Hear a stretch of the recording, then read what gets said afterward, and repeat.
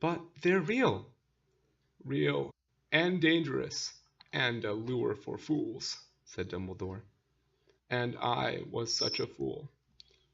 But you know, don't you? I have no secrets from you anymore. You know. What do I know? Dumbledore turned his whole body to face Harry, and tears still sparkled in the brilliantly blue eyes.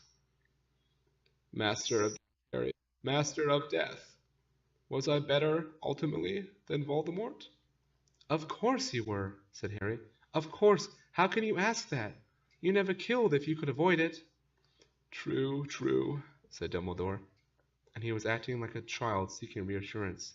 Yet I too sought a way to conquer death, Harry. Not the way he did, said Harry. After all his anger at Dumbledore, how odd it was to sit here, beneath the high vaulted ceiling, defend Dumbledore from himself. Hallows, not Horcruxes. Hallows, murmured Dumbledore, not Horcruxes. There was a pause. The creature behind them whimpered, but Harry no longer looked around. Grindelwald was looking for them too? He asked. Dumbledore closed his eyes for a moment and nodded. It was the thing, above all, that drew us together, he said quietly. Two clever, arrogant boys with a shared obsession. He wanted to come to Godric's Hollow, as I'm sure you have guessed, because of the grave of Ignotus Peveril. He wanted to explore the place that a third brother had died. So it's true, said Harry. All of it. The Peveril brothers were the three brothers of the tale, said Dumbledore, nodding.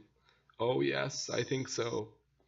Whether they met death on a lonely road, I think it is more likely that the Peveril brothers were simply gifted, dangerous wizards who succeeded in creating those powerful objects. The story of them being death's own hallows seems to me to be the sort of legend that might have sprung up around such creations. The cloak, as you know now, traveled down through the ages, father to son, mother to daughter, right down into Ignotus's last living descendant. He was born, as Ignotus was, in the village of Godric's Hollow. Dumbledore smiled at Harry. Me? You. You have guessed, I know, why the cloak was in my possession on the night your parents died. James said it to me just a few days previously. It explained much of his undetected wrongdoing at the school. I could hardly believe what I was seeing. I asked to borrow it, to examine it. I had long since given up my dream of uniting the Hollows, but I could not could not help taking a closer look. It was a cloak the likes of which I had never seen, immensely old, perfect in every respect. And then your father died, and I had two Hallows at last, all to myself. His tone was unbearably bitter. The cloak wouldn't have helped them survive, though, Harry said quickly. Voldemort knew where my mom and dad were. The cloak wouldn't have made them curse-proof. True, sighed Dumbledore. True. Harry waited, but Dumbledore did not speak, so he prompted him. So you'd given up on looking for the Hallows when you saw the cloak? Oh yes, said Dumbledore faintly. It seemed that he had forced himself to meet Harry's eyes.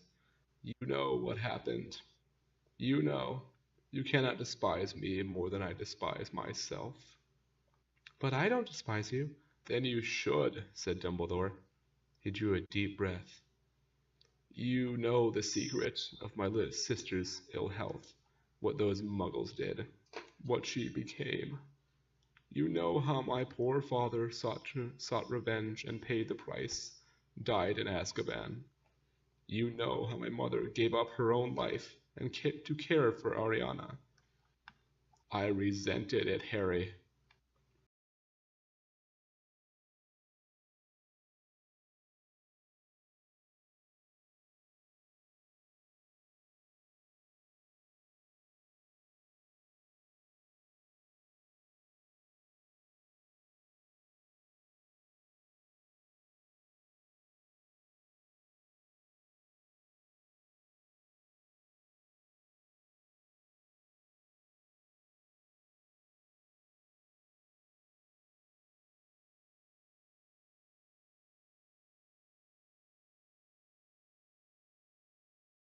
Dumbledore stated it baldly, coldly.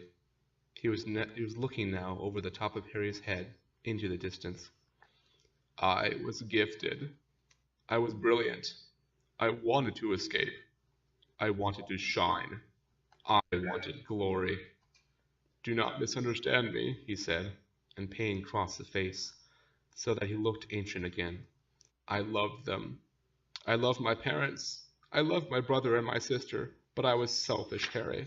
More selfish than you, who are a remarkably selfless person, could not possibly imagine. So that, when my mother died, and I was left the responsibility of a damaged sister and a wayward brother, I returned to my village in anger and bitterness. Trapped and wasted, I thought. And then, of course, he came. Dumbledore looked directly into Harry's eyes again.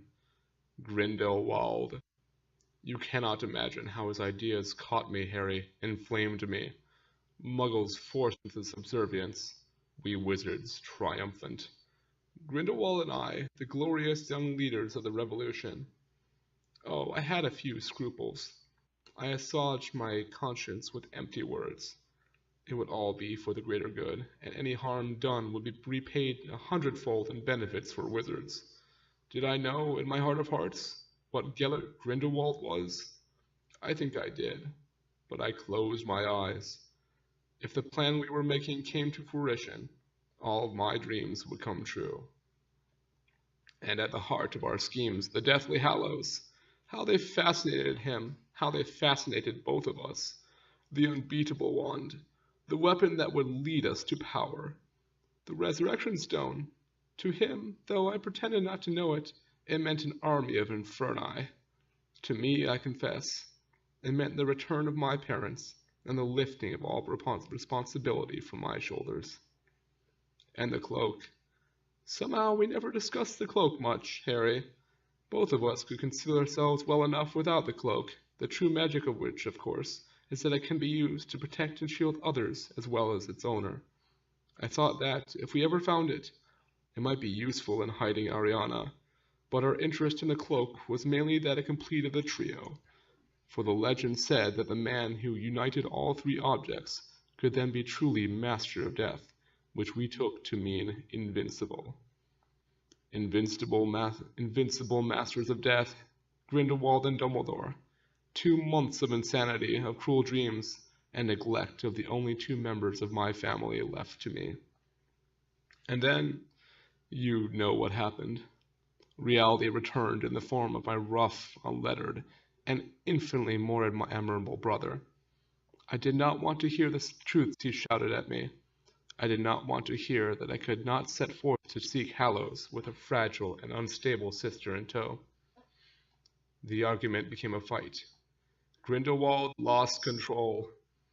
That which I had always sensed in him, though I pretended not to, sprang into terrible being. And Ariana, after all my mother's care and caution, lay dead upon the floor. Dumbledore gasped and began to cry in earnest. Harry reached out and was glad to find that he could touch him. He gripped his arm tightly, and Dumbledore gradually regained control.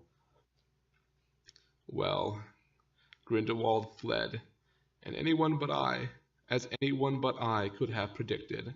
He vanished with his plans for seizing power, and his schemes for Muggle torture, and his dreams of the Deathly Hallows, dreams in which I had encouraged him and helped him.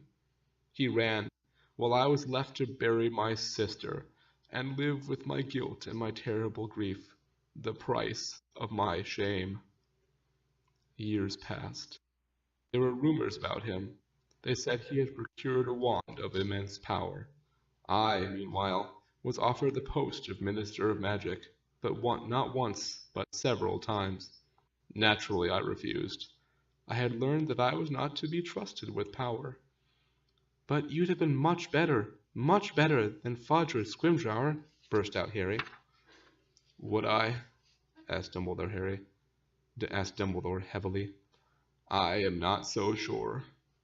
I had proven as a very young man that power was my weakness and my temptation. It is a curious thing, Harry. Perhaps those who are best suited to power are those who had never sought it, those who, like you, have leadership thrust upon them, and take up the mantle because they must, and find to their own surprise that they wear it well. I was safer at Hogwarts. I think I was a good teacher. You were the best. You are very kind, Harry.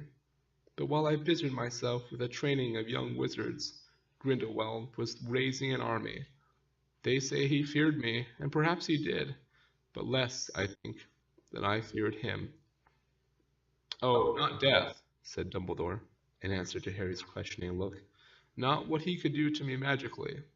I knew that we were evenly matched. Perhaps that I was a shade more skillful. It was the truth I feared. You see, I never knew which of us in that last horrific fight had actually cast the curse that killed my sister. You may call me cowardly. You would be right.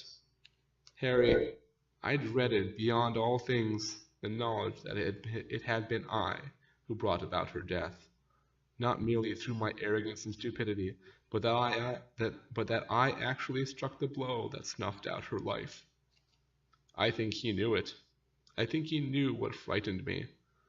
I delayed meeting him until finally it would have been too shameful to resist any longer. People were dying and he seemed unstoppable, and I had to do what I could. Well, you know what happened next. I won the duel. I won the wand. Another silence. Harry did not ask whether Dumbledore had ever found out who struck Ariana dead. He did not want to know, and even less did he want Dumbledore to have to tell him.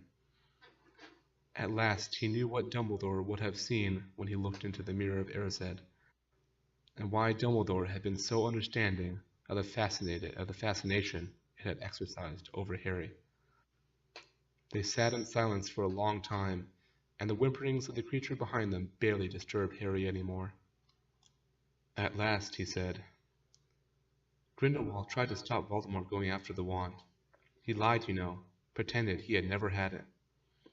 Dumbledore nodded, looking down at his lap, tears still glistening on his crooked nose. They say he showed remorse in later years, alone in his cell at Nurmengard. I hope that is true.